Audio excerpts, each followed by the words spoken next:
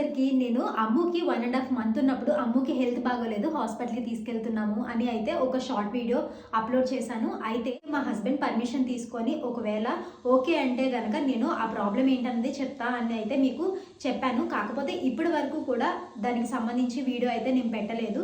అయితే నేనేమనుకున్నానంటే అమ్ముకి పూర్తిగా క్యూర్ అయిన తర్వాతే మీకు ఆ ఇన్ఫర్మేషన్ ఇస్తే న్యూ మామ్స్కి ఎంతో కొంత యూజ్ అవుతుందని అయితే అనుకున్నాను.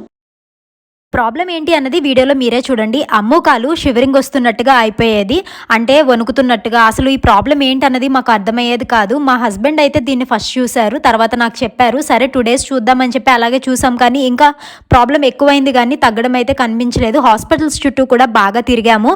అయితే దీనికి సంబంధించిన ఒక్క వీడియో కూడా తెలుగులో యూట్యూబ్లో లేదు.